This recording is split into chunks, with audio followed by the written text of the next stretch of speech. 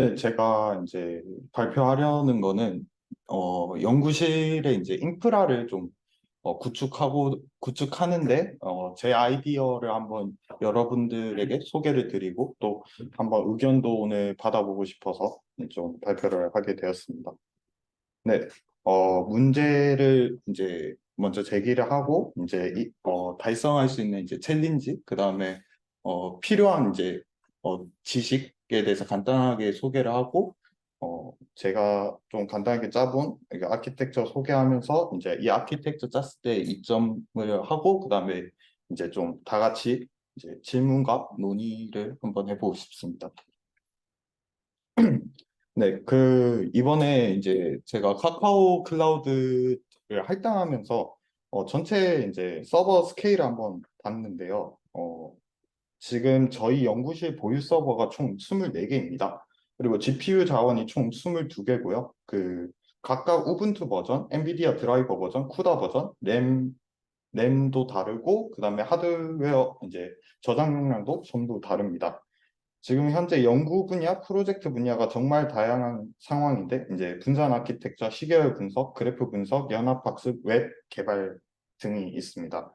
연구실 및 캡스톤 인원이 이제 급증하면 전체 서버 사용 인원도 증가하는데요. 지금 서버 인원 할당을 GPU 자원에 1대1로 매핑해서 이제 그 할당해서 지금 사용 중입니다. 인원이나 프로젝트가 지금 결국에 많아지면 단순히 서버 리소스를 스케일아웃 해서 사용하는 방식이어서 지금 좀 문제가 있는 것 같습니다.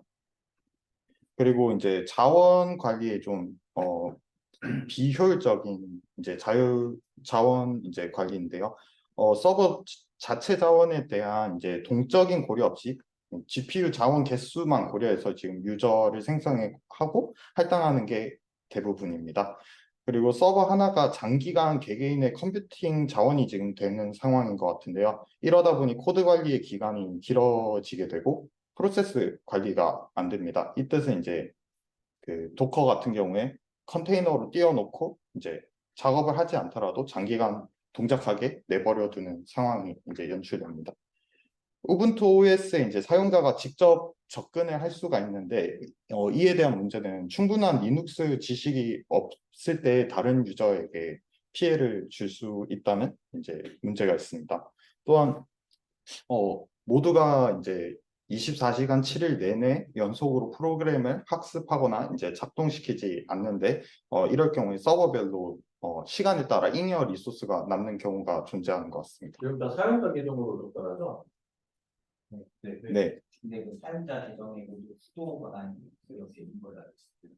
수도 권한을 부여하지 않더라도 사용자가 수도를 입력하고 패스워드를 치면 이제 수도 명령어를 쓸 수 있기 때문에 수도 권한이 부여돼 있다. 네, 수도 권한.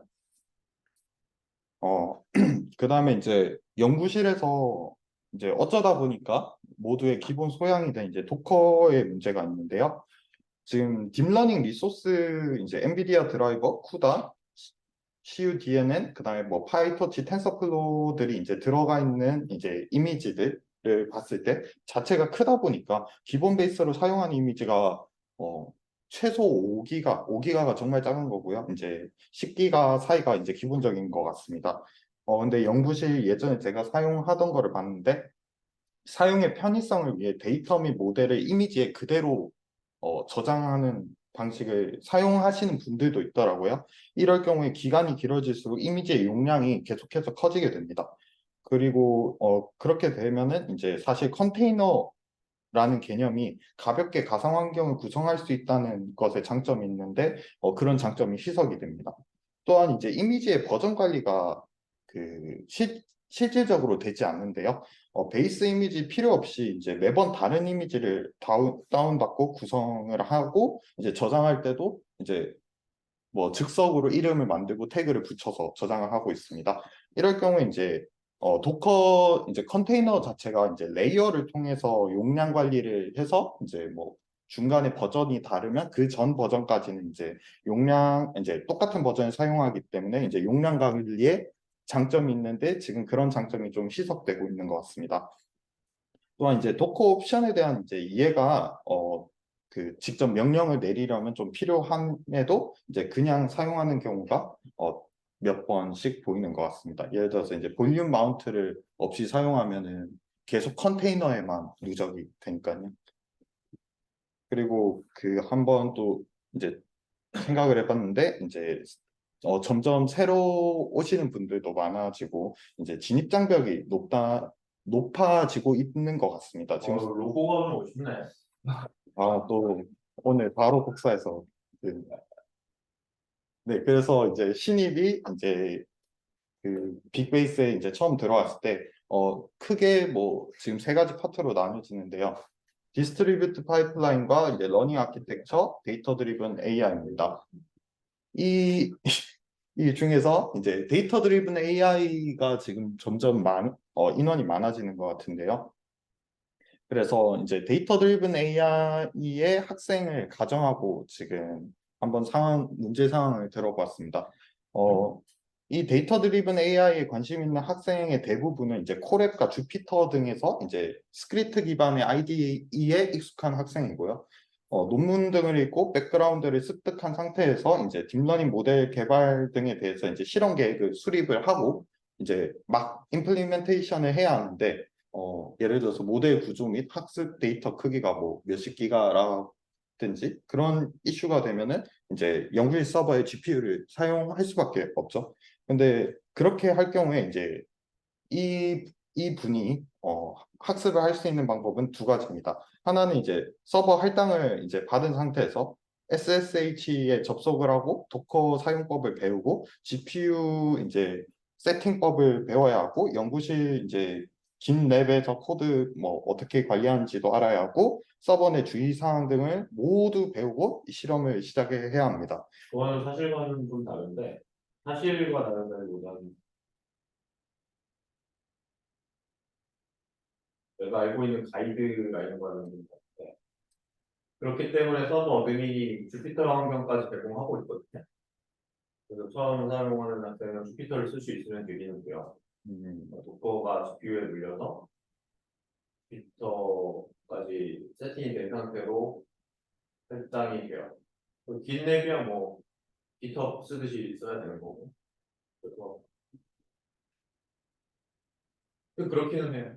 네, 근데 이제 예를 들어서 제가 봤던 많은 학생들은 이제 본인만의 이제 환경을 세팅을 하는데 그 와중에 이제 도커를 새로 구성을 하다 보니 이제 도커 내에서 또 이제 도커 내에서 주피터를 띄워야 하거든요. 그렇기 때문에 지금 이 부분에서 좀 어, 조금 상이한 것 같습니다.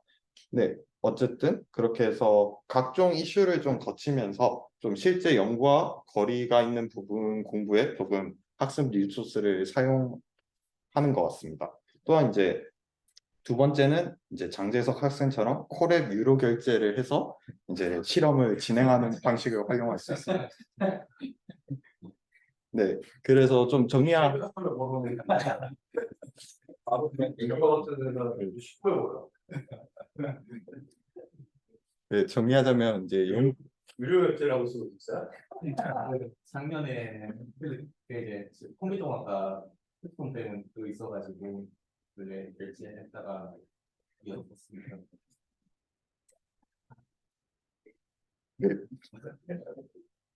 네, 그래서 이제 연구실 인원 및 환경 그리고 지식 베이스가 점점 이제 성장하면서 조금 효율적인 연구 단계까지 고등학생이 1번 과정에 어려움을 겪어서 2번처럼 한 거예요.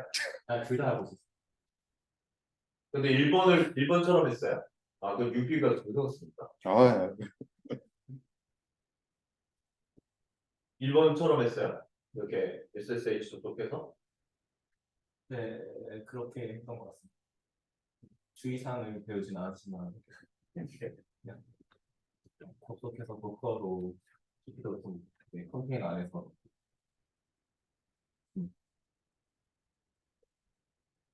그 주피터가 할당이 안 되는. 그 근데 보통 SFH로 활동하기 때문에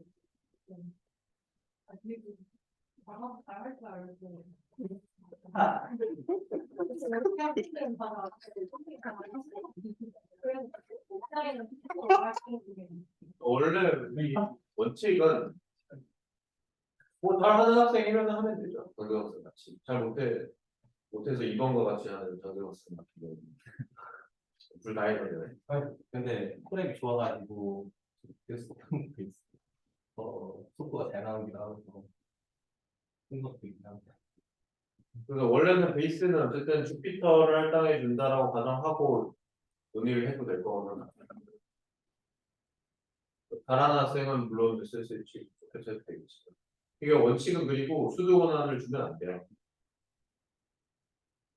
수도 권한을 안 주려는데 복잡한 일들이 많이 생기니까 그냥 간편하게 이렇게 처리하고 있는 건데. 그러니까 기본은 일단 수도 권한을 안 주고 주피터가 할당된 어드민이 아닌 계정, 사용자 계정을 가지고 사용을 한다. 그랬을 때 어떤 문제가 있느냐 이렇게. 음,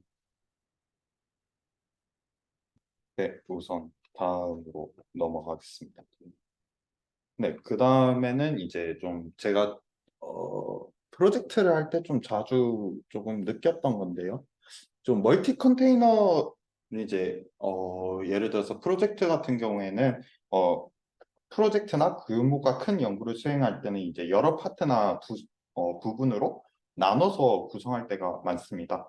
이렇게 했을 때 이제 각 파트를 연결을 이제 네트워크적으로 연결을 시켜야 할 경우가 많은데 이제 VM 이외에는 로컬 호스트로 호스트가 동일한 상태로 테스트를 하게 됩니다. 이럴 경우에 이제 실제 프로덕션 환경에 테스트가 없으므로 이제 배포 시 예상치 못한 오류를 가끔 발견할 수 있습니다. 어, 그래서 지금 왼쪽은 제가 이번에 페트라슈 좀 그 프로젝트를 좀 하면서 본 건데요. 이게 지금 웹사이트를 배포하는 아키텍처입니다. 백엔드가 있고요. 웹서버가 있고 DB가 있어서 총 뭐 3티어에서 2티어 사이에 이제 좀 애매한 구조를 만들어 놨는데 우선은 이거의 경우에도 이제 좀 이거를 이제 저희 서버에서 이관을 할 때 좀 분리를 시켜야 하는데 로컬 호스트로 했을 때는 이제 잘 되는 것처럼 보일 수 있지만은 실제 프로덕션에는 조금 네트워크적인 이슈가 좀 생길 수도 있으므로 멀티 컨테이너 방식의 운영하는 경험이 좀 필요하다고 보였습니다. 그 다음에 이제 저희가 개발을 하면서 이제 포트 포워딩 등을 이제 지금 좀 연구실 서버가 포트 포워딩이 좀 저희가 임의로 열 수 있는 것으로 알고 있는데요. 예, 이렇게 했을 때 예전에 제가 한번 18번 서버 쓸 때였나 그 포스트그레스가 아마 퍼블릭 포트를 그냥 아예 열려져 있어서 이제 막 보안이 취약했던 것 같습니다. 그래서 이제 여러 서비스가 서로 다른 호스트 상에 존재한다는 걸 예시로 좀 내부에서 쉽게 테스트할 수 있는 환경이 이제 필요하다는 것이 또 문제로 생각을 했습니다. 그래서 좀 챌린지를 정리를 해봤는데요. 인프라나 서버를 직접 건드리거나 수정해야 하는 분야나 뭐 본인이 그럴 필요가 없다면 본인의 작업 환경만 고려하는 것이 맞다고 생각을 했습니다. 그 다음에 이제 다른 유저의 작업과 충돌을 이제 최소한으로 고려하면 본인이 최소한으로 이 사람이 지금 학습하고 있으니까 난 나중에 해야지 이런 부분을 좀 최소한으로 고려했으면 좋겠다는 생각이 들었고요. 그리고 리소스적으로 여유가 있는 서버에 좀 동적으로 이제 유저가 아닌 이제 프로세스 단위로 동적으로 작업 환경을 구성하면 좋겠다는 생각이 들었습니다. 그리고 서버 점유 기간을 이제 사용자별로 좀 최소화를 하는 것이 또 중요하다고 생각을 했고요. 이제 본인의 작업이 코드가 됐던지 도커 이미지가 됐던지 이 버전을 관리하면서 푸시하는 것에 대해서 활성화가 필요하다고 느꼈습니다. 그 다음에 태스크 파트별로 이제 기본적으로 뭐 예를 들어서 연합학습에는 어떤 이미지나 구성이 쓰인다면 그것에 관한 베이스 이미지나 도커 파일 등이 이제 필요하다고 느꼈고요. 그 다음에 프로젝트 애플리케이션 단위의 이제 멀티 컨테이너 구도 구성 및 배포가 가능하도록 이제 구성하는 것을 챌린지로 한번 선정을 해봤습니다. 그래서 이제 뒤에 이제 제안하는 아키텍처 설명 전에 이제 백그라운드 설명을 드릴 텐데요. 아마 다 아실 거라 생각을 하고 정말 간단하게 설명하겠습니다. 이제 이 쿠버네티क्스에 도달하기 전까지 이제 그냥 로컬단에서 저희가 아나콘다 가상 환경을 썼다가 이제 아예 운영 체제로까지의 이제 가상화가 필요해서 VM웨어를 썼고 이제 VM웨어 단위로 이제 구성을 하면 호스트 자체를 이제 분리를 격리시켜야 하기 때문에 이제 도커라는 좀 경량화된 가상화 시스템을 사용을 합니다. 그리고 그 도커 컨테이너를 한 번에 프로젝트 단위로 여러 개로 관리하기 위해서 도커 컴포즈를 사용을 하고요. 이제 이것을 여러 인스턴스로 뿌려서 한 번에 관리를 하기 위해서 최종적으로 쿠버네티크스를 사용하는 게 현대의 이제 컨테이너라이징 학습 순서입니다. 그래서 먼저 뭐 도커랑 도커 컴포즈 아시겠지만 간단하게 한 번 더 설명을 드리겠습니다. 도커는 이제 오픈 소스 컨테이너와 플랫폼이고요. 애플리케이션과 해당 이제 종속성을 이제 휴대용 컨테이너로 이제 하나로 패키징이 가능하다는 장점이 있습니다. 그래서 뭐 이식성, 확장성, 격리성, 뭐 효율성이 이제 뛰어나고요. 대개 이제 현업에서는 마이크로 서비스 단위로 구성을 하고 뭐 CI/CD로 하든가 아니면 요즘은 이제 개발 환경 단위로 아예 도커를 사용한다고 합니다. 그래서 이 장점은 이제 배포를 단순화하고 확장성 및 리소스 활용도를 향상 가능하다는 장점이 있습니다. 그리고 하나 지금 텍스트가 빠졌는데 그 사실 저희는 그냥 좀 간단하게 쓰긴 하지만은 도커의 기본적인 프로세스는 도커 파일을 작성하고 도커 파일을 가지고 이미지를 만들어서 이미지를 컨테이너로 올리는 게 이제 기본적인 도커의 프로세스입니다. 그리고 이제 도커 컴포즈는 멀티 컨테이너 구성 도구인데요. 이제 하나의 호스트에 여러 가지 이제 뭐 예시를 들자면 도커 런을 여러 번 반복하는 게 귀찮잖아요. 이거를 아예 프로젝트 단위로 묶어서 하나의 호스트에 구성하는 게 가능하도록 만든 게 도커 컴포즈입니다. 그래서 야멜로 작성을 할 수 있고요. 이게 인프라스트럭처 에스 코드처럼 이제 원하는 스테이트를 이제 원하는 상태를 선언적으로 구성이 가능합니다. 그리고 단일 컨테이너 각각에 대해서 스케일 조정이 가능하고요. 이제 프로젝트 내 서비스 컨테이너 간의 이제 의존성을 정의해서 쉽게 프로젝트를 만들 수 있으며 이제 네트워크 단에서 이제 도커 네트워크 안에서 이루어지기 때문에 각 컨테이너가 이제 서로의 호스트를 네임스페이스로 인식을 해서 서로 다른 네트워크에 있는 것처럼 소통이 가능합니다. 그래서 이제 쿠버네티크스를 설명하기 위해서 여기까지 왔는데 이제 예전에 제가 연구실 처음 왔을 때 이재규 학생이 한번 쿠버네티크스 설명을 했지만 되게 오래됐기도 했고 제가 간단하게 한번 더 설명을 드리겠습니다. 쿠버네티크스는 이제 오픈소스 컨테이너 오케스트레이션 플랫폼이라는 건데요.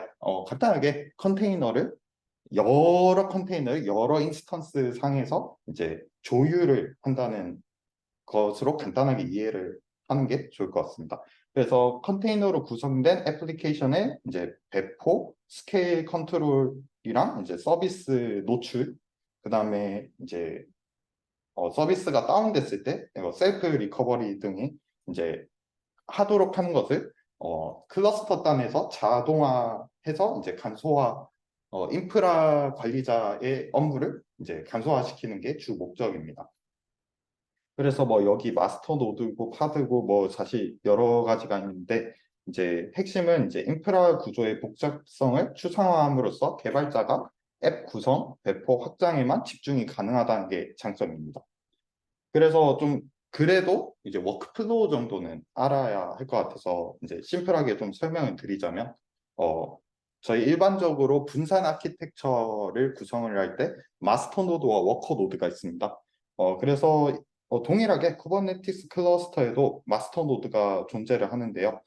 개발자가 이제 마스터 노드와 소통을 하기 위해서 API 서버에 이제 YAML 파일로 구조를 작성해서 명령을 내리면 이제 마스터 노드에서 이제 이 YAML 파일에 대한 스테이트를 보고 현재 스테이트와 어떤 게 다른지 비교를 합니다. 그래서 만약에 다르다면 이제 그 사용자가 원하는 스테이트로 이제 변경해 주기 위해 이제 작업을 시작하는데요. 그 작업을 최종적으로 워커노드의 이제 쿠블렛이라는 것을 통해서 소통을 해서 이제 워커노드의 스테이트를 변화하는 방식으로 진행하게 됩니다. 그리고 사용자 같은 경우에는 그 컨테이너라는 것에 이제 실제 접근을 하기 위해서 지금 워커노드 쪽에 보시면 쿠베 프록시라고 있거든요. 그래서 이 쿠베 프록시로 개발자는 직접 접근을 해서 저희가 일반적으로 컨테이너 접근하듯이 사용을 하게 됩니다. 네, 그리고 이제 저희가 뭐 도커를 쓰면서 기본적으로 인지하고 있는 게 이미지랑 컨테이너지 않습니까? 그래서 쿠버네티크스에도 동일하게 최소의 단위가 있습니다. 그래서 쿠버네티크스에서는 이제 파드라고 하는데요. 여기서 이 그림이 제일 심플하게 볼 수 있을 것 같아서 썼는데 클러스터는 뭐 아까 말했다시피 연구실 내의 서버를 한 묶음으로 모았다고 보시면 될 것 같고 노드를 연구실에서 각각의 하나의 서버라고 생각을 하시면 될 것 같습니다. 이제 이 파드라는 거는 쿠버네티크스 객체 모델에서 뭐 가장 작고 뭐 단순한 단위라는데 저는 그냥 심플하게 도커 컴포즈 단위랑 똑같다고 생각을 하시는 게 맞을 것 같습니다. 그리고 도커 컴포즈처럼 프로젝트에서 뭐 한 부분을 차지하는 것을 이제 파드라고 정의하면 뭐 예를 들어서 웹 프로젝트 같은 경우에는 이제 웹 서버가 있고 백엔드가 있는데 웹 서버와 백엔드를 이제 각각의 이제 컨테이너로 파드로 묶어서 정의함으로써 이제 노드에 배포할 수 있는 게 파드입니다. 그래서 파드 내 컨테이너는 이제 아까 말씀드린 것처럼 도커 컨버즈와 동일하게 동일한 호스트로 실행되는 것처럼 인식이 되면서 로컬 호스트를 사용해서 서로 통신이 가능하고요. 이 파드의 장점은 다수의 컨테이너로 구성된 애플리케이션 캡슐화가 가능하다는 것입니다.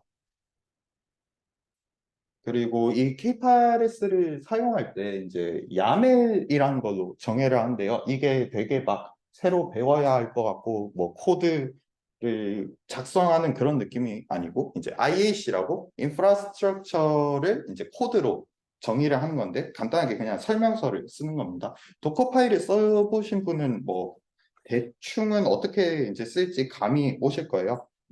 그래서 이 야멜로 개발자가 내가 원하는 이 파드나 뭐 서비스, 디플로이먼트의 상태를 구조를 정의하고 작성합니다. 그리고 파드가 뭐 예를 들어서 나는 이게 다운됐을 때를 대비해서 두 개를 만들래라고 하면 레플리카 셋에 뭐 두 개를 만들고 뭐 나는 얘가 죽으면 셀프 이제 자동으로 다시 되살아나게 할래라고 하면 이제 디플로이먼트를 정의하면 되고요. 이거를 이제 나는 그냥 퍼블릭으로 공개를 하고 싶어라고 하면 이제 서비스 컨트롤에 대해서 작성을 하면 됩니다.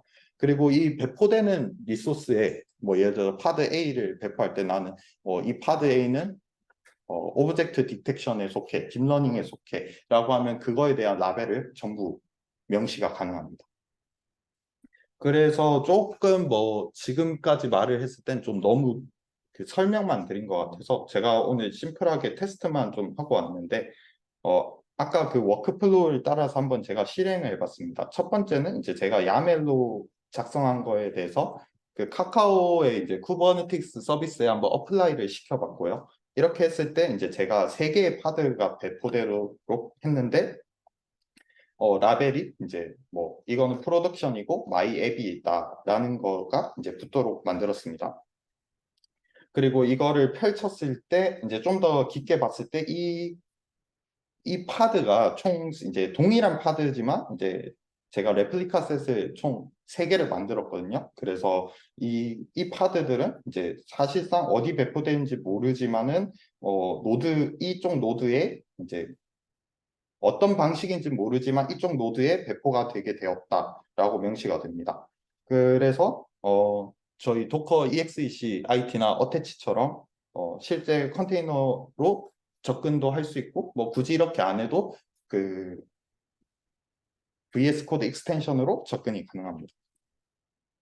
그리고 이제 조금 하나 더 설명을 드리자면 아까 말했던 것처럼 그 저희가 GPU가 1대1 매핑되는 것 때문에 조금 먼저 설명을 드리려고 하는데 노드 각각에 대해서 예를 들어서 저희 서버 중에 GPU를 가지고 있는 서버가 있고 없는 서버가 있습니다. 그래서 제가 미리 한번 이쪽 서버에는 T4라는 GPU를 가지고 있다라는 것을 한번 라벨을 시켰을 때 이렇게 뭐 1번 서버에는 이제 T4를 가지고 있다라는 걸 라벨링을 시킬 수가 있습니다. 그래서 이제 좀 아키텍처를 간단하게 한번 그려봤는데요. 어, 이제 개발자, 이제 저희 연구실 인원 2명을 가정하고 했을 때, 이제 야멜을 작성을 하고, 이 야멜을 통해서 아까 말씀드린 것처럼 마스터 노드로 명령을 내리고, 쿠버네틱스 워커 노드에 이제 파드를 생성합니다. 그래서 이거에서 지금 이 화살표들을 제가 좀 뒤에 설명을 드리고자 하는데 결국에 이 파드를 할 때 지금은 좀 무겁게 가져가는 경향이 있고 좀 데이터나 뭐 이미지 버전 관리가 안 되기 때문에 이거에 대한 관리는 이제 연구실 나스 서버에서 이미지를 푸시를 하거나 풀을 하고 데이터 또한 푸시나 풀을 해서 그 이제 파드 내 컨테이너에 가져오게 하는 방식으로 설계를 하려고 합니다. 그리고 또한 이제 개발자는 아까 말씀드린 것처럼 직접적으로 파드에 이제 쿠블렛으로 접근이 가능하고요. 예를 들어서 지금 이 빨간 박스가 그 이제 사용자가 정의한 파드라고 했을 때, 그리고 이 초록색 박스가 이번 사용자가 정의한 이제 파드 배포라고 생각을 했을 때, 이 파드들 간에 서로 다른 노드에 있음에도 이제 손쉽게 파드 간에 이제 네트워크 통신이 가능합니다. 그래서 한번 이 아키텍처를 한번 따랐을 때 유저 워크플로우를 다시 한번 써봤는데요. 사용자가 야멜을 구성을 하고요. 그 다음에 이제 어플라이로 원하는 스테이트를 적용을 한다고 명령을 내립니다. 그래서 이제 야멜로 파드가 이제 클러스터에 배포가 되는데, 예를 들어서 내가 T4 GPU가 필요해라고 했을 때, 그 이제 라벨 노드 셀렉터라고 하거든요. 그러면 이제 T4 라벨이 붙어 있는 노드를 셀렉을 해서 좀 적합한 노드에 이제 파드가 배포되게 됩니다. 그래서 마스터 노드에 이제 스케줄러가 배포될 노드를 선택을 하는데 이것은 뭐 대개는 리소스 사용량에 따라 다르다고 합니다. 그리고 이제 클러스터 배포 시 이제 나스로부터 야멜에 정의된 도커 이미지를 나스로부터 땡기는데요. 이게 파드 내 컨테이너로 배포되고요.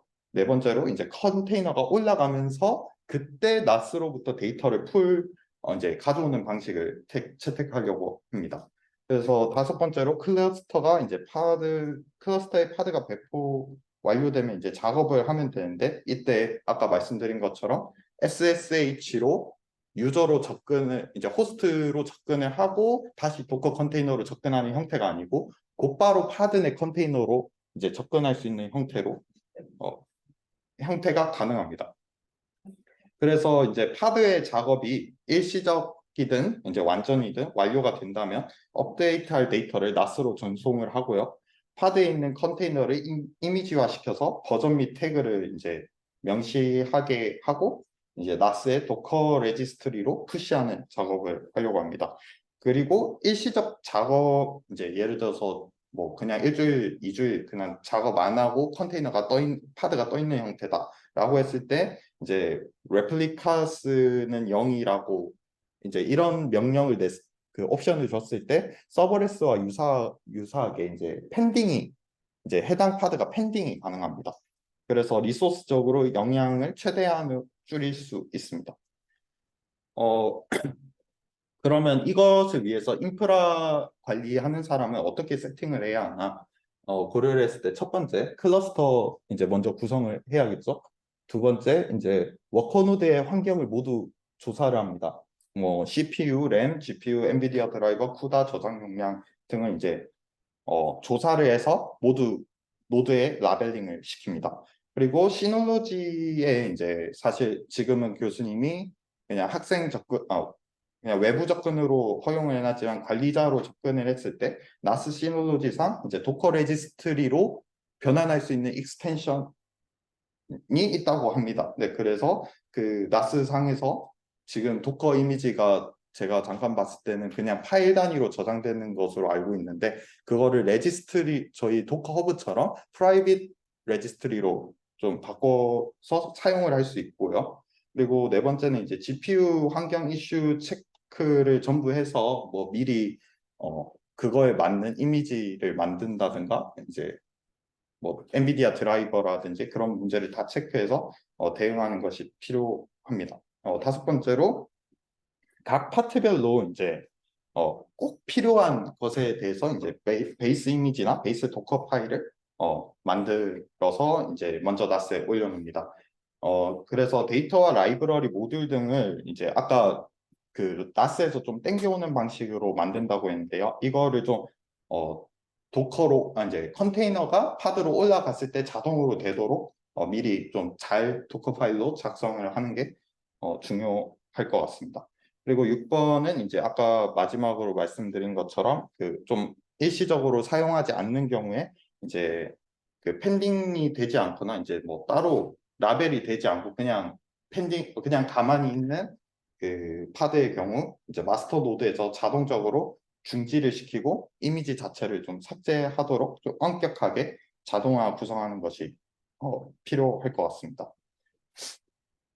그래서 이렇게 구성을 했을 때 이제 기여라고 하면 그렇고 이제 좀 뭐 연구실에 어떤 도움이 될까를 생각을 해봤는데요. 첫 번째로 서버 단의 문제를 고려할 필요 없이 이제 바로 파드의 컨테이너로 접근할 수 있기 때문에 그 환경만 이제 고려를 하고 크게 이제 서버 단에서도 문제가 없을 것 같습니다. 두 번째로 이제 리소스적으로 여유가 있는 서버 노드에 동적으로 파드들이 할당되기 때문에 다른 사용자를 고려하지 않아도 되고요. 이제 24시간 7일 내내 연구실 모든 서버에 이제 잉여 리소스를 이제 활용이 가능합니다. 또한 이제 서버 점유 기간을 좀 최소화한다는 데 장점이 있을 것 같고요. 나스가 이제 도커 레지스트리, 데이터 레지스트리로서의 이제 가치가 조금 생기게, 어쩔 수 없이 생기게 돼서 각 서버에 이제 종속되거나 분산되었던 작업 리소스들을 나스 하나로 중앙화가 가능할 것 같습니다. 그리고 태스크 파트별로 이제 베이스 이미지와 도커 파일을 선정해서 이제 레이어가 고정되므로 저장 용량 최적화가 가능해질 것으로 보이고요. K8s 프라이빗 네트워크를 사용하기 때문에 이제 프로젝트 애플리케이션 단위의 이제 멀티 컨테이너 구조도 만들어 볼 수 있고, 마지막 이제 내부 네트워크를 사용해서 파드나 컨테이너 간 인식이 가능하므로 굳이 이제 뭐 프로젝트에서 DB를 사용할 일이 있더라도 이제 기존에는 퍼블릭 포트로 좀 공개를 했었는데, 그러지 이제 이 쿠버네티크스를 활용할 경우에는 내부 따로 네트워크를 열기 때문에 퍼블릭 포트로 오픈하지 않아도 되므로 보안성이 향상될 것으로 보입니다. 마지막으로 이제 좀 이렇게 구성을 했을 때 이제 리소스 사용량 등을 이제 뭐 시간적 여유가 되면 또 매트릭으로 측정할 수 있는 것을 만드는 게 기본적으로 이 인프라를 구성하는 거의 작업인데요. 첫 번째로 이제 시계열 데이터 생성 소스가 생기고요. 그리고 이제 모두가 프로세스 이제 파드 단위로 구성이 되고 예를 들어서 파드 간의 이제 네트워크 통신이 많아질 경우에 이제 연구실 전체 클러스터에 환경을 고려하기 때문에 카오스 엔지니어링 쪽으로도 접근이 가능할 것으로 보이고